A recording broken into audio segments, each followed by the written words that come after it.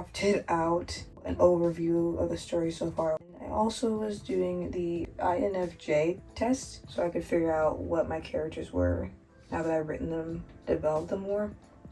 And right now I'm working on trying to figure out the time frame of what's going on in each girl's book, what time when they're in the same place, who's working, keeping better track of what's happening at different points in the story when they're unemployed. I forgot to take you guys with me as I edit Toy Story. I'm currently editing my Toy Story commentary. I'm editing it out in the living room and it's very late at night. I'm in the process of just editing some segments for my commentary for Toy Story 3. I'm doing a double feature with 3 and 4. So I'm gonna take you guys with me as I edit Toy Story 3.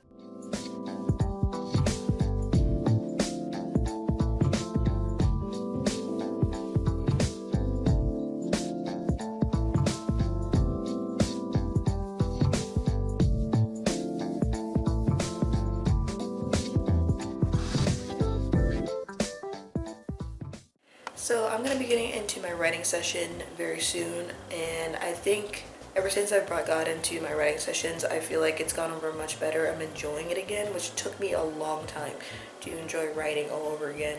I'm trying to be very vague about talking about the books because I want to keep it under wraps until we're closer to the final draft, perhaps. Just so you guys know what I'm talking about enough, it is a 5-series standalone new adult romance contemporary series, and so I will say book 1, book 2, book 3, book 4, book 5, or I'll refer by the character's first initial. Today I'm working on book 5 as well, which is, I write non-linearly, so I don't write the books in order within the story themselves, and I also don't write in order within the series itself. So I write book 5, for example, before I've written book 3, because it's whatever is best for me at that moment. I'm very much looking forward to it. I will share some details about scenes I'm actually writing in the moment. So I have in mind, there is a scene in this book where it's ring shopping. And then another scene I could do is a mock trial, a pivotal mock trial scene. And then also there's a scene I want to write which is like senior week, where you have a week before prom. Even though the characters aren't allowed to go to prom because it's something that happens. So there's a day like you wear nerd costumes or wear a costume or wear school colors or whatever it is leading up to prom, and that's what I want to do. They're at a prep school, so it might function differently, we'll see. But those are the 3 I'm thinking of writing today, and we might change course, but those are 3 I have in mind to get to. I'm going to eat my ramen and drink my coffee.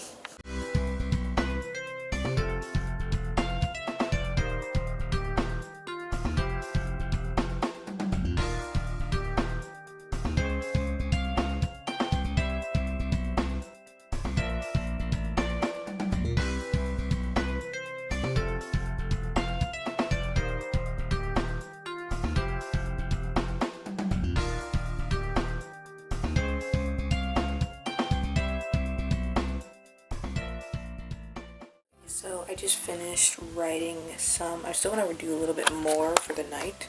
It's 2:27 a.m. on June 17th. I wrote a scene that was the first day of senior week with a word count of 1,230 words. And then the scene I'm working on right now, currently 1,207 words. So I'm writing in Briar's book, I might as well say it.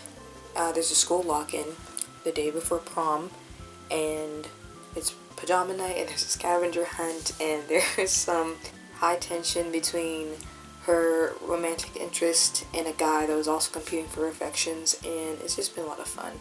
Satisfyingly flirty, romantic between Briar and her male interest, and it's just so fun, the scavenger hunt. But right now, I'm about to eat boiled eggs and brown rice because I really needed it. A pick-me-up after my second cup of coffee, basically, so that's what I'm doing now. It is June 17th, and I'm about to go to the grocery store to get my food, but the most exciting thing is the Nintendo Direct has officially been announced for tomorrow, as of the time I'm recording this, so I'm planning to film my reaction to that. And if it were just like a run-of-the-mill Direct, I wouldn't necessarily plan to do reaction, but because it's one of the most major ones leading up to the Switch's successor, I'm gonna do it, please. Plus, I'm hoping there is a Mario Party announcement. I would like to see another Mario Party. I think they should have done DLC for Superstars instead of trying to do it over again with a GameCube focused one. I think they should have just done DLC, but if they do go that route, I'm gonna get it.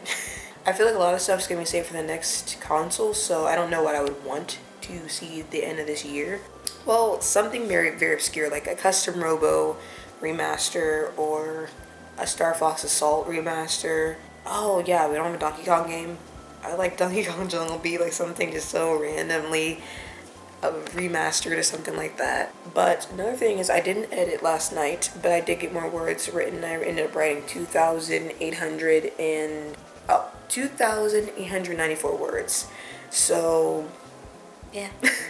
I do want to edit today, but I have to wash my hair and I have to go to the store. I also forgot to mention I've been reading the Inheritance game, so this is book 3. I've had a hard time getting into it as much as the first two, and I think part of it is because of time skip, and then the fact that one of the characters is being brought up over and over and has a major role is named Eve, and that's one of my character's names, and it just takes me out of the immersion because I'm thinking about my character while I'm currently drafting, so hopefully I can enjoy it despite that. I'm on page 44. I was rooting for Grayson to be her love interest, but at this point, I don't know if that's going to happen. Oh, also, I usually don't even read in light mode, but for some reason with this book, I have been.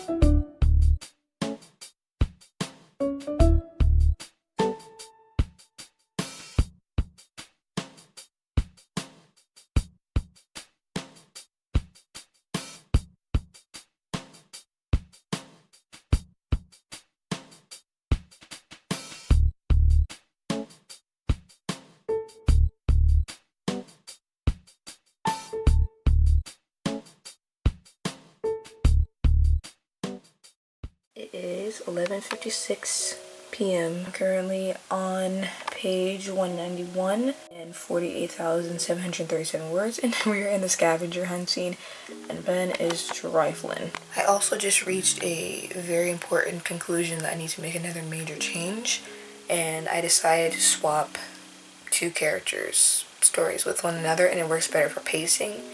It works better to explore more of the themes I have in mind for V's book and M's book, and it will allow me to do better. Actually, something that's interesting you guys don't know, because I really just started documenting this process, is when I was first starting to write this books back in 2017, I had a character named Carmen, and this is before I actually met a Carmen, and I actually ended up merging her into my character Eve. And so her story and personality kind of became Eve's, and then, I kind of deleted a character. I've taken these characters through so many changes. Like, I have a character, I'm not going to reveal her name yet, but she would start off as Haley, and then Yona, Yeona,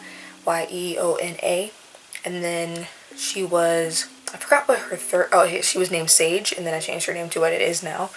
And there's just so many aspects to the process of me discovering what God has in mind for these stories and finding out their personalities, their stories, their names, where the story's taking place. I think I originally had it set in New York, and it's Dallas instead. And so there's just been a lot of different branching off decisions that have led to a completely different trajectory that is way better. And actually, interestingly, the book I'm working on now is the one I'm actually most excited for, when it was the one I was least knowledgeable about what to do with, and but like the least out of all 5, and actually thus far it's my favorite. I'm flying through this process with prayer and now almost at 50,000 words in like less than a month, or around a month exactly, so yeah. But we have half calves. I never put drinks this close to the laptops, but I did it for the shot, you understand.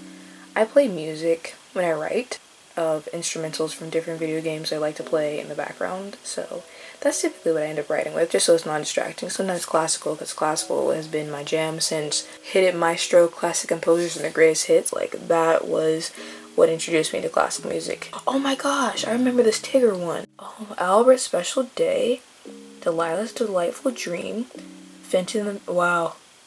I don't remember that one. Sylvester and the Sandcastle. Wow. I really love the animal books where they're acting like people. And also, as we're on the topic of books, Beacon Street Girls, y'all. Beacon Street Girls and Babysitters Clubs. I didn't read many Babysitters Clubs books, but I wish I did.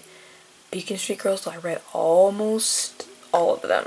And I really wish she still wrote books to this day. Yeah, Annie Bryant. And I don't know why she stopped writing. She could have just decided she was done, but man, imagine you one day writing a book that ends up being a favorite for someone and that they think of it with nostalgia.